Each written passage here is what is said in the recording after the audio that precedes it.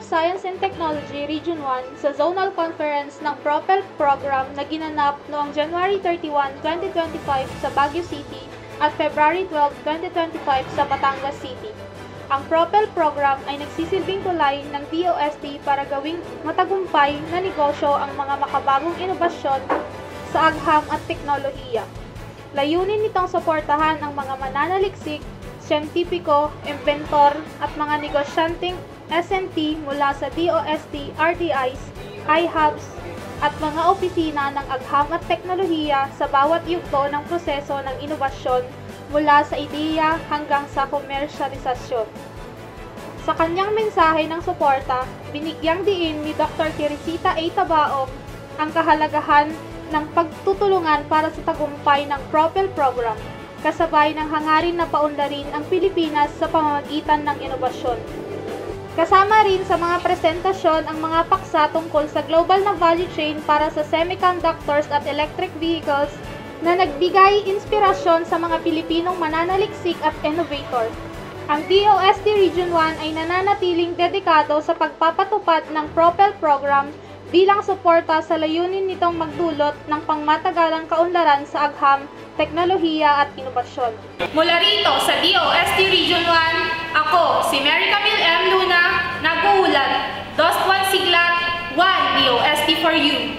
DOST Region 1 nanguna sa modernisasyon ng transportasyon sa Lawag City, Ilocos Norte. Inilunsad ng Department of Science and Technology Region 1 sa pamamagitan ng Provincial Science and Technology Office, Ilocos Norte, ang isang inisyatiba upang gawing moderno ang sistema ng transportasyon sa Lawag City. Bahagi ito ng Smart and Sustainable Communities Program na naglalayong tugunan ang mga hamon sa urban mobility ng lungsod. Kasama sa proyekto ang Mobility Vision Plus at Sermon Platform na parehong makabagong solusyon para sa pamamahala ng trapiko at pagpaplano ng urban mobility na angkop sa pangangailangan ng mga lokal na pamahalaan. Ayon kay Dr. Cyrus Borja Gumari, founder ng Mobility Vision Plus, layunin ng proyekto na magbigay ng patas, ligtas at sustainable na transportasyon para sa lahat ng residente. Pinapaboran ng sistema ang pagbibilang ng tao kaysa mga pribadong sasakyan upang mapadali ang pagpapasya sa urban planning at mabawasan ang trapiko. Sa pakikipagtulungan ng mga eksperto, layon din ng programa na magdulot ng mga benepisyong pang-ekonomiya, pangkalikasan at panlipunan para sa Lawag City at buong Ilocos Norte. Patuloy na magsasagawa ng pag-aaral at pakikipag-ugnayan ang DOST1 kasama ang lokal na pamahalaan upang matiyak ang tagumpay ng proyekto. Malaki ang pasasalamat ng pamahalang lungsod sa tulong na ito dahil inaasahang magbibigay ito ng mas maayos, eco-friendly at maasahang transportasyon na magpapabuti sa kalidad ng pamumuhay ng mga residente at magpapabilis sa pag-unlad ng komunidad. Mula rito sa DOST Region 1, ako si Sheena Hana Pulido, nag-uulat, DOST 1 Siglat, 1 DOST for you. DOST Region 1, sinuri ang mga LUMSNEs para sa setup.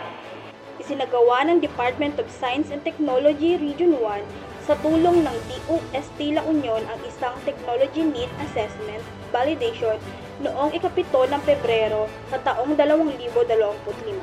Layunin ng aktibidad na ito na matukoy ang mga pangangailangan sa teknolohiya ng maliit na negosyo sa rehiyon bilang bahagi ng Small Enterprise Technology Upgrading Program. Kabilang sa mga sinuri ay ang Verdilio Electrical Shop at ang Good Health Beauty and Wellness Product Trading sa San Fernando City at Di Castro Loom Weaving Manufacturing sa Bangar, La Union.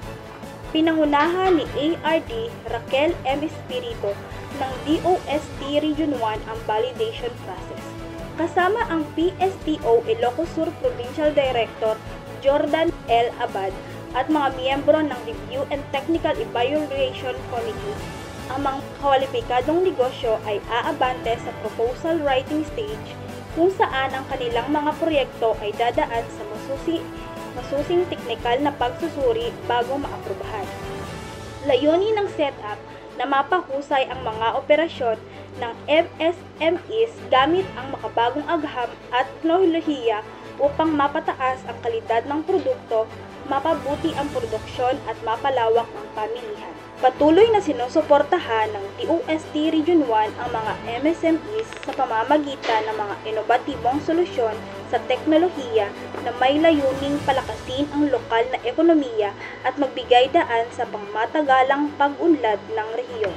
Mula dito sa DOST Region 1, ako si Clared Naguulat.